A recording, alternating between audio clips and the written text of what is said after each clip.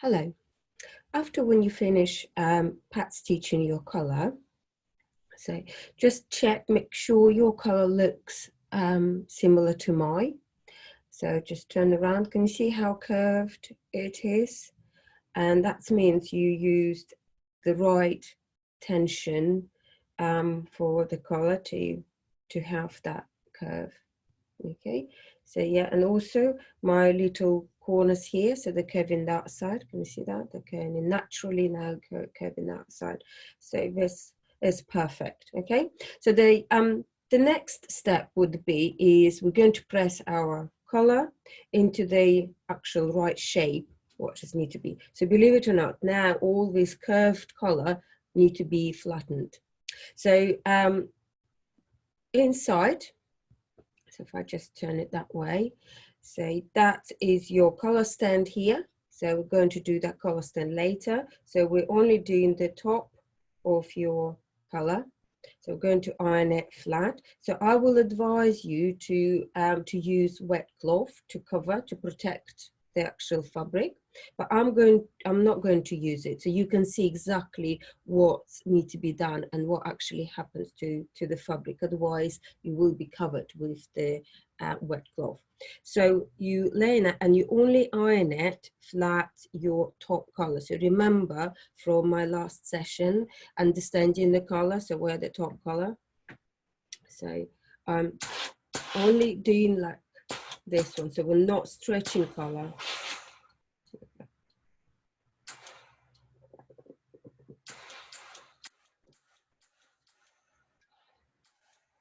So if you see, I'm doing it like the little steps like that, because I don't want to stretch color. I don't want to make it bigger.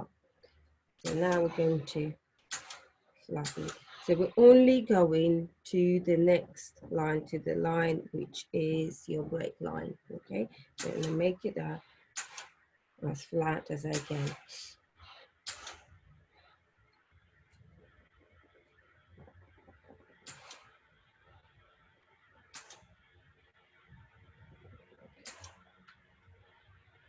It's perfect. Let's just check.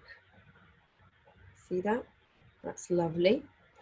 So now we're going to work on your color stand. Okay, and with the color stand, it's very important, as I said before, your break line need to be checked and altered if it's you know, it's different to your lapel break line, so which is my was. So I have to adjust mine, so and then you know, change my break line position.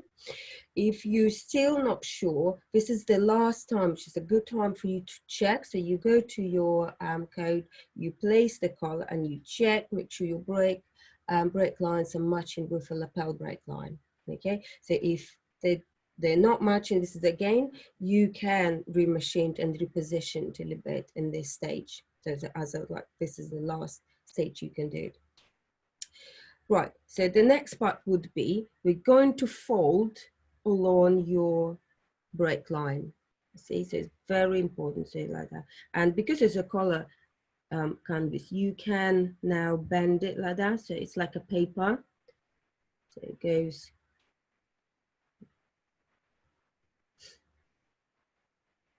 Again, lots of tailors do differently. And so this is one of the, it's more modern way than actually, you know, the old traditional way to do it. So we just make it flattened, but I just finding that's more comfortable for and more flattering. Again, we're not stretching, we're only creating that crease line. And exactly the same that side. Only following the break line.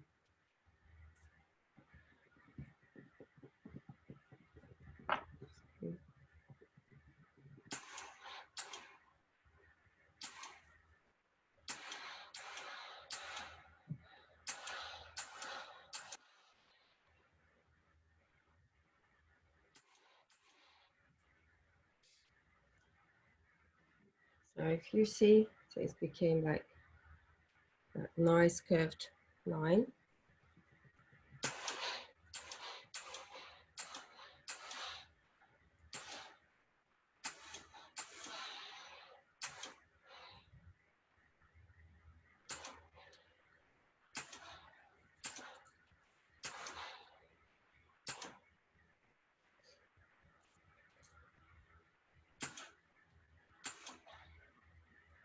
Perfect. So you spend a good time on that. Yeah, the shaping the color is very important because that's what you really see, especially if it's for the films. You will see that area more, that you will see the face more. So where the camera will zoom in. So that's why it's the colors that's the first thing you kind of like will see in it and you will pay attention to that. So yes, it's very important. So do spend time on it.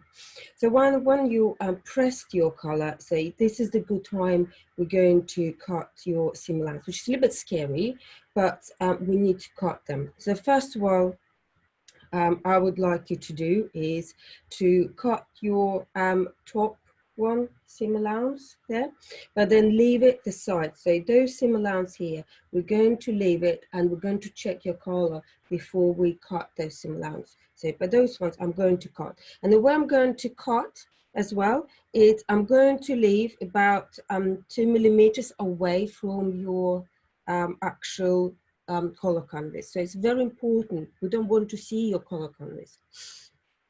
So take time again and really perfect that. So take it slowly.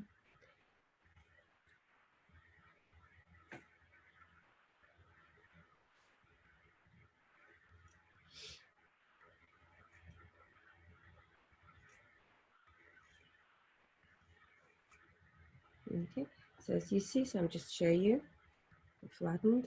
Can you see that I've got tiny like seam allowance left? So we're going to keep them. And you know your the seam where you actually center back seam here. So those little seam allowance which is left, if you can see them, which is left from from the center back. So I'm going to cut them further, just only seam allowance. I want to see any thickness whatsoever. Now this one is going to be get undone. Your center back seam allowance may get undone, so you need to secure that seam here because we cut it. So that's as important for you to do that. So continue cutting the top side of your collar. So I'm just going to cut that away. So after when you've done that, I would like you is to cut the neck line seam allowance.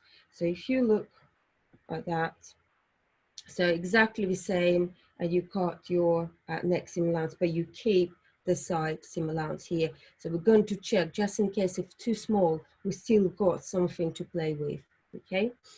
So just going to, again, exactly the same, you leave few millimeters away from the color canvas, and then you just take time and cut that,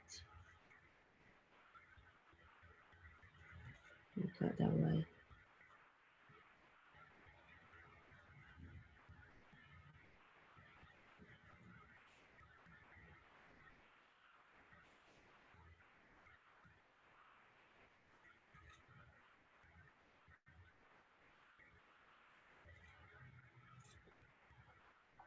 So can you see that?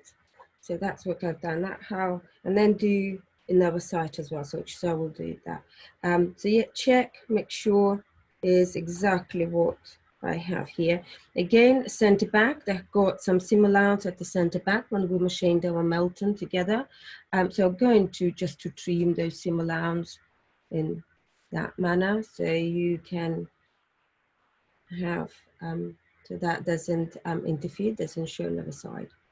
So yeah, like this. So you cut your seam allowance, and we're going to check. So the next stage would be we're going to check our collar again, and then I'll show you how to attach it.